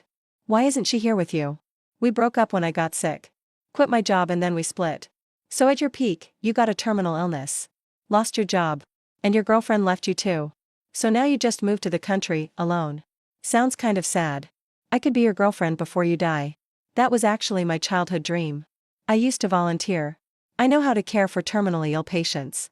I can cook and keep you company. For terminal patients. I can cook for you. Keep you company shopping and chatting. Make your final days happier. Let my final moments. I was speechless. Then I gave him a faint smile. Are you serious? Trying to do a girlfriend's duty. Su Qing shivered. She quickly stepped back, holding her clothes. This is just a simple romance. You're already dying. And you still want to ruin my innocence. People call it fake brothers. Let's just be fake lovers. Alright, I'll be straightforward. In a few days. My high school classmates are having a summer get-together. Come with me. You're good looking. I'll look great bringing you. My friends will be so jealous. Help me pick out clothes. You're usually free anyway. And you have money to spare. Since you still have time now. Might as well splurge with me. The look in her eyes confirmed it. I've fallen into a trap. This girl came to me. Just wants money for clothes. And a fake boyfriend for show. Basically got myself a phony girlfriend. Or more like a little housekeeper. She loses interest fast. But if she actually cooks every day, I won't need to eat out anymore. With stomach cancer, diet is important. Food outside is sketchy. Back to business. I studied that weird creature. It's dead now. But its species is still in the small sandbox. They're almost extinct now. When 2/3 of your body is an eyeball, you're doomed to get wiped out. Is there potential for anything special? That species is pretty simple-minded. Evil by nature, but with those huge eyes. Their basic psychic power is strong. If I don't intervene, they'll definitely die off. But maybe, like Chongyuan, they're just too weak early on. Give them time and they might grow powerful. I plan to move this species into the big sandbox. Open up a new spot in the 100-acre sandbox. Turn a section into a swamp. Layer it with chicken and cow manure for rich, rotten mud. In time, microbes will ferment it. It'll generate methane. And become thick. Sticky, muddy swamp. Then just toss the weird-eyed creatures in there. No competition here. Even if they're weak, they'll multiply fast. Whether they become supernatural monsters is up to them. Meanwhile, in the small sandbox, the game's blown up. First player. Chen Wenshan posted a detailed review on the forum. The core highlight is 100% real feel feedback. Whatever you evolve, that's what you actually sense. If you die, you just have to start a new account. There are no guides at all. He even said at the end. My goal is to evolve into a legendary dragon. Then fly into that yard. And poop on the giant's head while he's peeling apples. He wants to crap on my head. Last species that challenged me like that. Do you know what happened to them? I made a mental note of this. In just one day, all 100 slots in the sandbox filled up. Now thousands online are begging for more beta invites. Not my problem, there's so few spots. I'm not making money off this. Feel free to suggest ideas. If I actually take one, I lose. I'm not expanding. It was just a simple side project. Even if you stir up drama, it's not changing. Unless something totally unpredictable happens. It's staying in beta forever. Focus back on the big sandbox. This is real work. The Yanli people from last era. Strictly speaking, only 3 super creatures like Gilgamesh appeared. For the next civilization, I want them to have a real cultivation system. Ideally before they develop a wizard civilization. Gilgamesh once asked the royal dark wizards to research. He had them develop a longevity potion. That was the start of real wizards. I hope a great wizard will show up. Skilled at alchemy and potions. And come up with something to cure cancer. To build a complete supernatural system. Supernatural creatures are essential in the sandbox. All kinds of mysterious, dangerous supernatural life. As resources for the wizards. Research subjects, I looked at the swamp in the big sandbox. A day passed. The evil eyes have bred like crazy. Even showing special variants. I perked up. Over the last century. Without natural predators in the new place. The weird eyes multiplied wildly. They were everywhere. But soon, overpopulation. Made competition inside fierce. Food got scarce. They started eating each other. Feeding on their own kind. Then, one unique evil eye appeared. It wielded a strange psychic power. Any creature it stared at would become entranced. And willingly come close to be eaten. This first super evil eye quickly took over. Became the boss of the swamp's ecosystem. With no natural enemies. It multiplied like mad. Survival of the fittest. Regular evil eyes got wiped out. Now, all across the swamp they have seduction abilities. The next supernatural generation has finally appeared. Chaotic psychic power. I was shaken. Not until the 4th epoch. Did the first supernatural creature finally appear. Right then. I looked at the big sandbox. Another huge event was unfolding. A swarm of bugs. Had entered the swampy mud. Over 200 years passed. Several generations since the Great Flood. The Yanli tribe's descendants. Now wear animal skins and clothes. No longer need thick body hair to stay warm. Their black body hair has thinned. The outer shell is gone. They grew taller, revealing pale skin. Tall builds and pale skin. From hairy apes toward a hairless humanoid type. Now physically more like sturdy Westerners. They once had a glorious city-state civilization. But now they're just simple farming tribes. Their golden days were built on King Gilgamesh's legacy. That great hero king tamed giant beasts single-handedly. Made Yanli people top of the food chain. Once he was gone, they had nothing left. Couldn't reach Bronze or Iron Age. Still using simple spears and clubs. How can they fight the monsters? The only ever sacred sword, Gwali, was taken by Gilgamesh. And forever lost in the endless sea after the Great Flood. Right now, Muge, chief's daughter of the Babylon tribe, sighs. Those eyes held wonder. A legendary epic for one man. The great hero King Gilgamesh. No wonder they wrote epics about him. To remember his glory. Our times have fallen. And are fading away. If only the divine sword of civilization weren't lost. Even without the power of blood force, life might not be so difficult for us. Civilization is the strength that protects our wisdom. I, Muge, want to know which way our civilization should go. How should we survive? Muge looks calm. He's the bravest and smartest in the tribe. His strength isn't as great as the men's. But his killing skills make him beat most of the tribe's warriors. He glances at a few skinny, muscular guys nearby. This area? How's the exploration going? The place is all swamp. A warrior answers. It's a vast, muddy swamp. Probably formed by pooled water after a big flood. Lots of species thrive here. There are many tasty fruits. This is the fertile marsh I made with chicken manure. And cow dung layered underneath. Natural plants grow even more lush. Muge takes a deep breath. He looks at the huge black swamp in front of him. He was about to set it as the tribe's next gathering spot. When suddenly something feels off. Wait, 2 people are missing. Everyone looks at each other. Nothing like this ever happened before. Something's not right. Huge beasts can't enter the swamp. They would just sink. No signs of big beasts around. Only small swamp creatures. Could sneak up on us. Muge makes a quick decision, leading over 20 people to retreat. But right then, in the swamp mud, a disgusting, class-level gray-black tentacle monster appears. Its whole body is surrounded by gray tentacles like seaweed, with a huge bloodshot scarlet eyeball, making up 2/3 of its body. So beautiful. How can there be such gorgeous girls in this world? A few skinny, muscular men suddenly lock eyes with the twisted bloodshot eye, like they're seeing the most stunning beauty. They're so excited, no one can stop them. They feverishly walk over. What are you doing? Stay back. Muge instantly senses something. Those weird giant eyeballs can actually charm their prey, making them walk right up. The 2 missing people probably just walked into the trap, headed straight for death. He reacts fast, leaving behind the bewitched ones, and leads the crowd to quickly escape. But just then, he suddenly stops, his eyes burning with heat. What a strange creature. They're even weaker than us. Their tentacles are helpless and floppy. Their giant eyes are dumb. But they have terrifying, unbelievable power. They're able to destroy creatures stronger than themselves. Aren't we weak too? Why do only they have this unique power? In Muge's eyes, it's like an invisible torch is burning. A scary thought awakens in him. I want to take its power. Revive the tribe. Kill it, then we escape. Everyone is shocked. He spins and raises up high. A stylish white skybeam shines down, lighting up his stunning and cold face. Like a warrior goddess out of Norse mythology. Kill it for me. I want to bring its body back to the tribe. But more of these creatures are getting closer. Someone roars. Looking deep into the black swamp, more big-eyed tentacle monsters are wriggling their sticky tentacles, slowly crawling forward.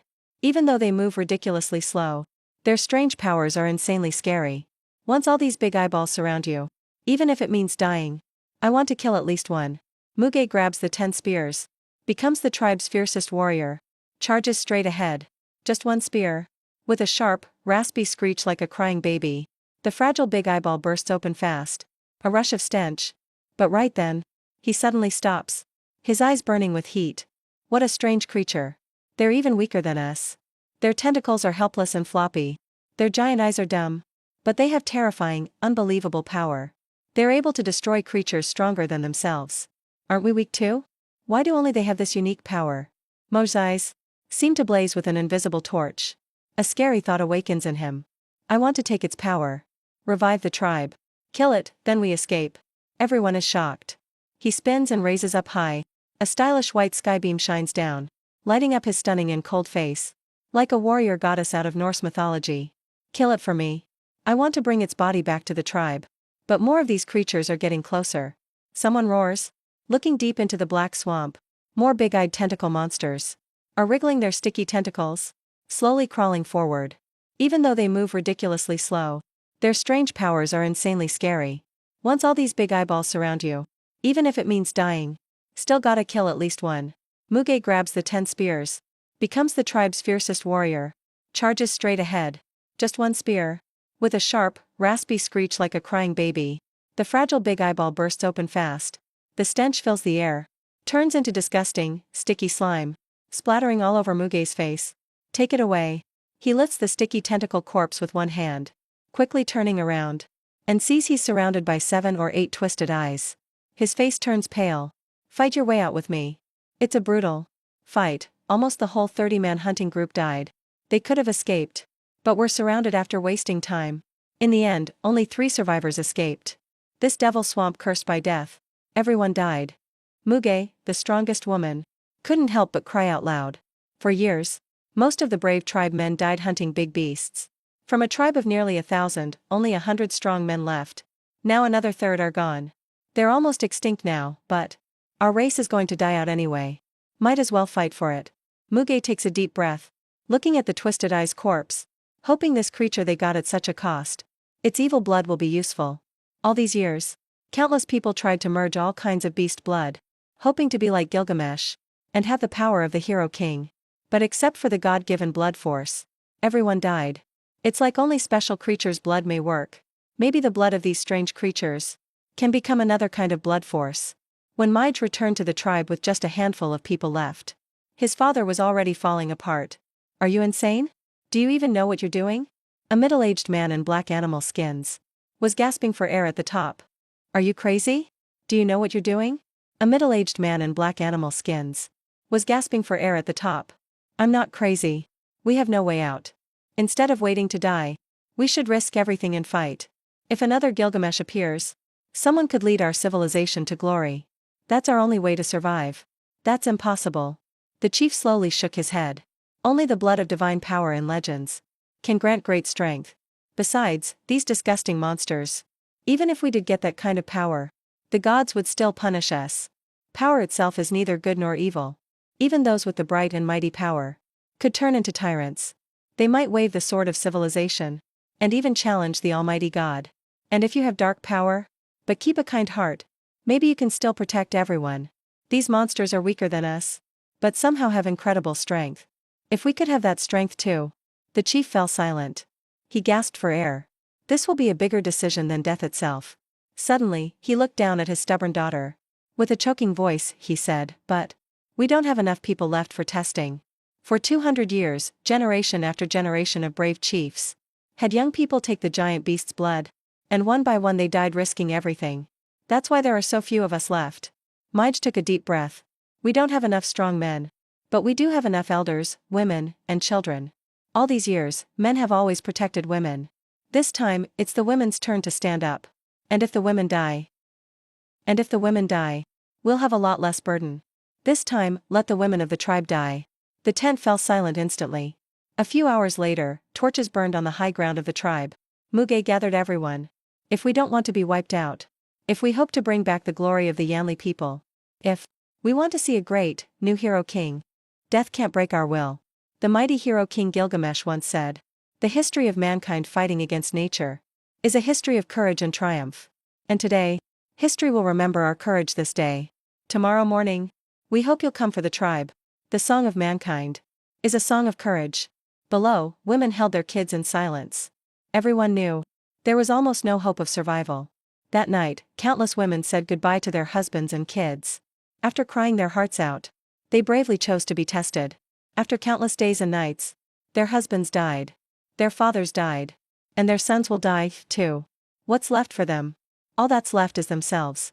No one can protect them anymore. The only ones who can keep them safe are themselves. This day was bound to be filled with blood and cruelty. Countless women stepped forward bravely, trying to fuse the slant-eye blood. Over 400 women tried. Bodies were everywhere. The ground was covered with twisted, pained corpses. But in the end, the survivors were just 3 women. Muge and two others named Circe, and Silverwind, the three locked in history. Three women, Muge and two others named Circe, and Silverwind, the three locked in history. On the ancient stone wall, on the Babylonian mural, in the pool of pain and blood of countless women, only three strong women, bathed in blood, stood atop the bodies. The three surrounded, and together, lifted a giant, blazing torch high. Later, this sacred mural became known as the Three Witches. They once passed down the flame of civilization. In the days that followed, these three great and determined women led the tribe forward again. They gained a strange spiritual power, strong and sharp, mysterious and dark, like an evil eye. Slowly, they got the power to resist giant beasts.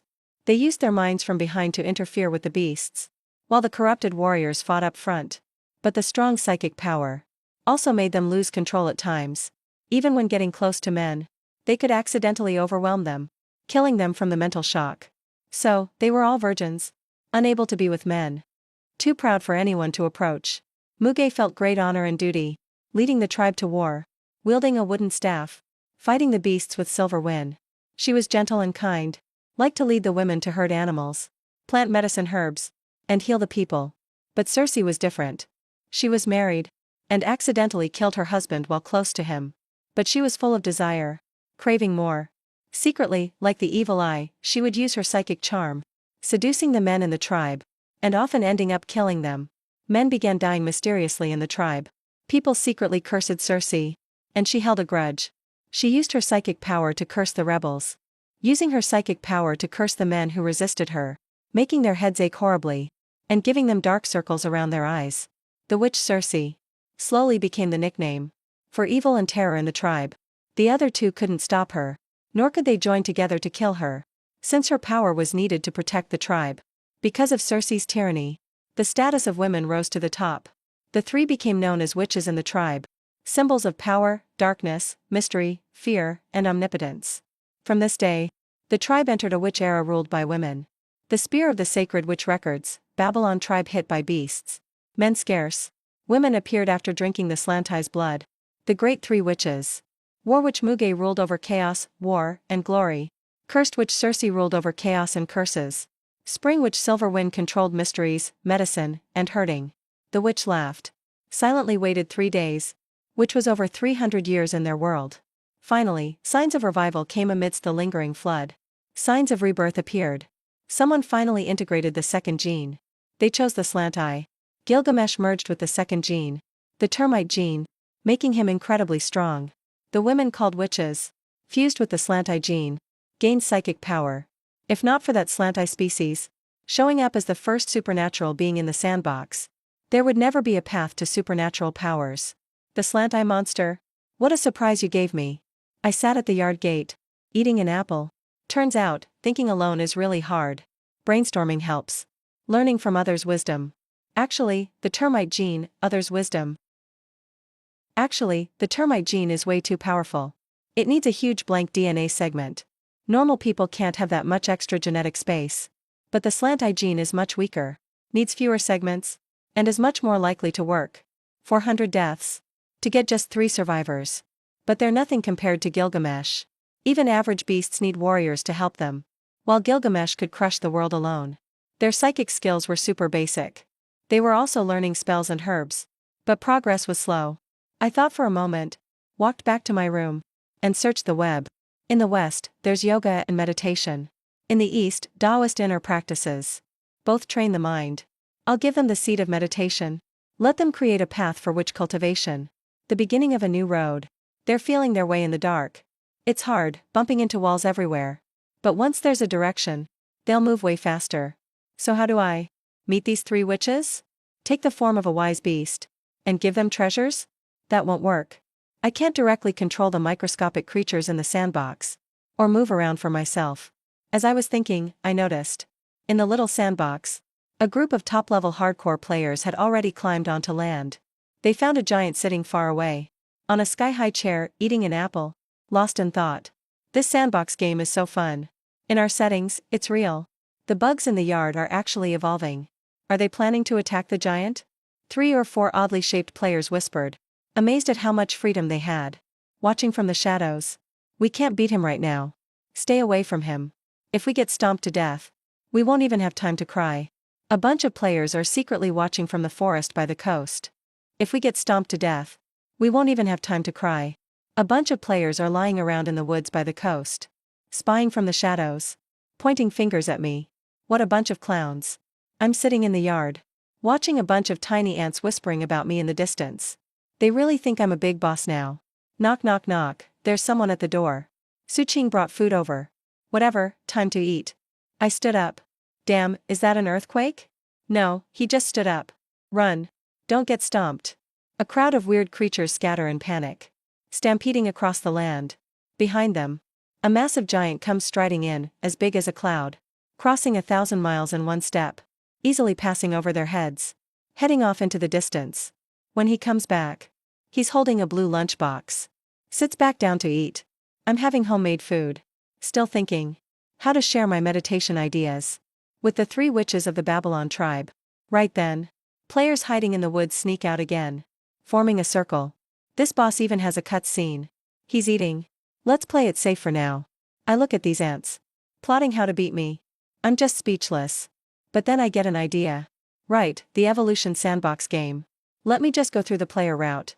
Evolve from a bun to a tiny creature. Then I can get into the big sandbox. I'm so hyped. Good thing I set up the mini sandbox. But since I'm going in myself, I need to clear the place first. Next second, a global announcement pops up for all players. Emergency maintenance incoming. Going offline in 3 seconds. As soon as the notice drops, the whole sandbox goes crazy. Those devs giving just 3 seconds might as well not say anything. After 3 seconds, everything goes black. A ton of people take off their goggles. All black screens. Everyone yanks off their VR headsets. Almost smashed their gear. Little did they know. Because they were joking around in front of me, they reminded me of their existence. Don't wanna die? Don't do stupid stuff. Everyone's trashing the devs on the forums. But that won't stop their love for the game. That Autumn Mountain Racer guy, Chen Wenshan, is still analyzing how to beat me on the forums. He's eating. We can evolve a strong neurotoxin. Then blow ourselves up right into his lunchbox. Make him eat us. At the very least, give him diarrhea. I'll evolve a poisonous species that looks like poop. Poison in the poop. I'm stunned. Last time this dude wanted to poop on my head. Now he wants to poison my food with poop. I'm seriously adding his name to my blacklist. Dude, you better watch yourself in the future. After I forced everyone offline from the mini sandbox, I brought a white rubber hose to the sandbox. Used a pickaxe to dig between 2 sandboxes. Buried over 10 meters of pipe underground. Made a tunnel between 2 realms. My own VIP channel. No one comes in without my say-so. Nobody can get in. Then I went back to my room. Put on my VR headset. Made a new player account. Everyone who cursed me is on my list. Logged into the game. Everything went dark.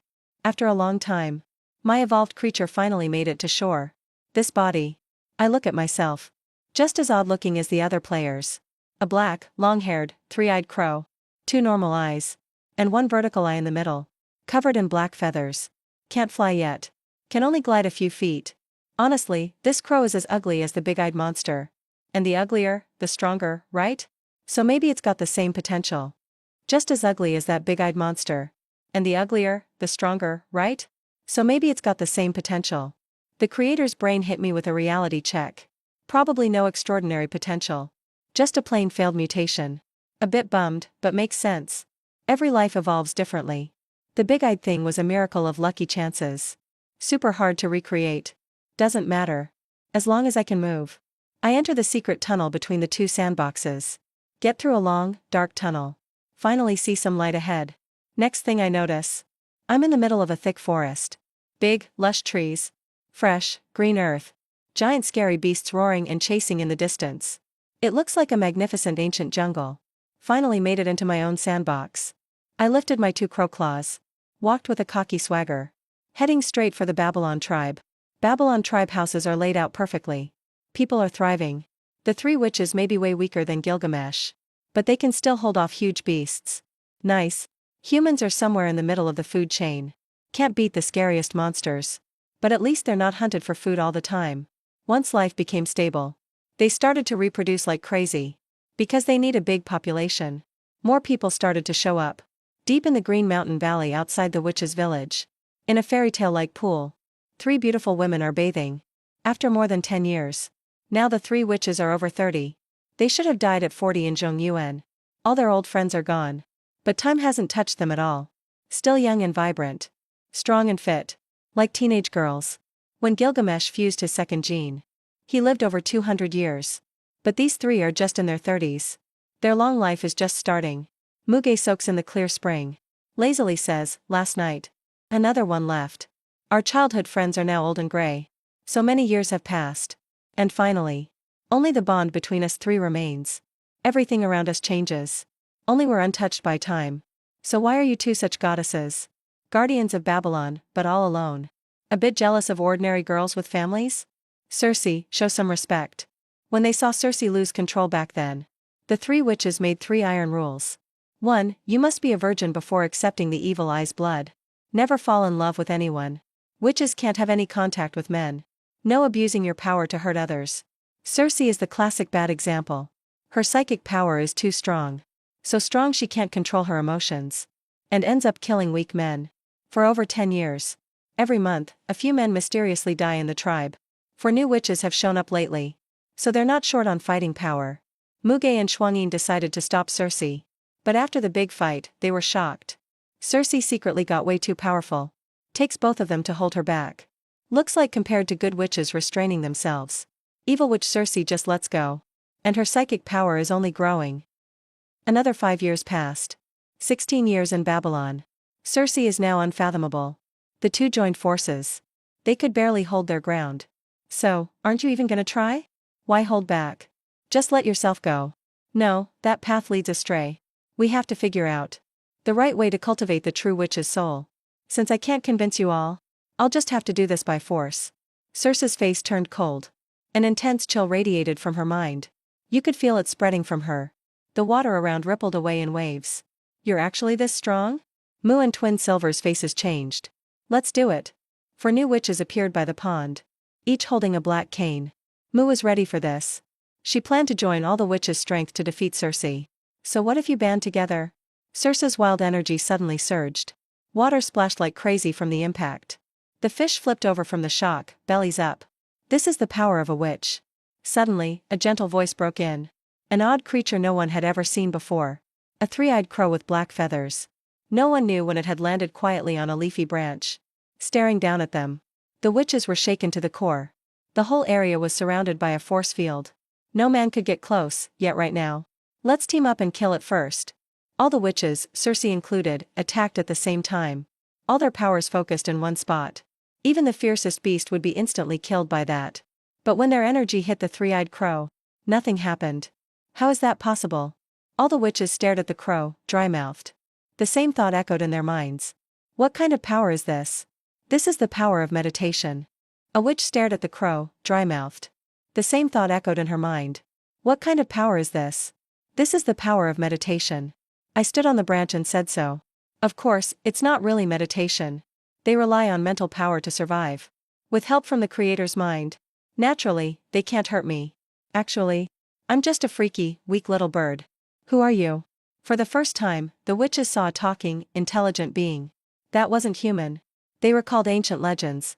Intelligent beings aside from humans are great and wise beasts. Basically, the lords of creation. You're a god? If that's what you think, then sure, I'm a god. I'm one of the intelligent species the Creator once made. Unlike you all, I'm strong, but I can't reproduce. I'm one of a kind. I've been named the God of Wisdom, ruler of all beings. Xian Mo. You can also call me by another name, Emocholi. I've come to spark the fire of progress for the backward Babylon tribe. To bring you the truths of the world. What's the truth of the world? Truth is the sum of all the world's laws and source of all power. Everything you see is part of the truth. I want to teach mortals the threefold truth of meditation, alchemy, and witchcraft. Meditation, alchemy, and witchcraft. Everyone looked completely shaken. Back when Gilgamesh was given 3 wonders of civilization, now they'll receive 3 truths. They actually met a legendary being. It felt like a dream. First, meditation is the way to train your mind, giving you the foundation to become a god. It's the path to become a great being like us. Second, alchemy is the mystical art of creating unknown life. It's the key to open the door to truth. Everything in the world gives rise to and restrains each other and can be exchanged. That is the principle of alchemy. The secrets of alchemy. Everything in the world gives rise to and restrains each other and can be exchanged. That is the principle of alchemy. That's the secret of alchemy. It's all in the Trinity formula. One type of intelligence pleases another. One outsmarts another. One dominates another. They understood a little, but not fully. Totally fascinated. Nervous looks on their faces. Afraid to miss a single word. Third, witchcraft is a magical power that lets your mind draw earth from fire, pull earth from fire, and draw flames from the sea. According to that rule, from the one and only thing, many amazing transformations can happen. Suddenly, the three-eyed crow on the tree fell off. After saying that, I left the sand table world from my crow form. I exited the game interface. Took off the VR headset. Finally done. I memorized it so many times. Didn't want to mess up a single word. Acting really isn't my thing. If it wasn't for curing my illness, I'd never bother memorizing lines. I have to guide civilization's growth. And hide that I'm actually weak. It's seriously stressful. Honestly, if Gilgamesh himself showed up in front of me, at full size, he could crush me with a slap. Even the power the three witches have was hard-earned after tons of suffering. They're transcendent beings I'll never catch up to. But I still have to bluff them.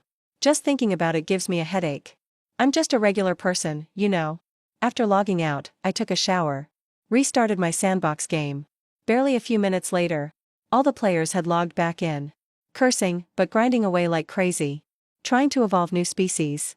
Using a whole world to simulate civilization. All to find a way to cure their disease. I bet no one else has ever tried anything this wild. But man, it's a tough path. The seed has been planted. Of those three branches of knowledge, I'm most excited for alchemy. Of those three branches of knowledge, I'm most excited about alchemy. Like making potions or elixirs. Finding a way to cure cancer. But alchemy only exists in myths. Honestly, it's probably impossible. Meditation and witchcraft, though, should work. Yoga, meditation, Eastern Qigong, they all have similar ideas. Cultivating the body and spirit actually works. As for witchcraft, with stronger mental power, naturally, new ways will be discovered. Preparations are done. Now it's up to them to see what they achieve. It's just a shame. There's still too few superpowered species. Like evil eyes. And more things like that. Could really inspire us more. I sighed. And looked at the players. You better step it up. These guys never focus on developing powerful new species. Just try every kind of weird shortcut. Always sending me hordes of animals. I really need to squeeze more out of you. That's when Su Qing's voice came from the door again. Linchinga, you promised you'd come to the class reunion with me. Let's go.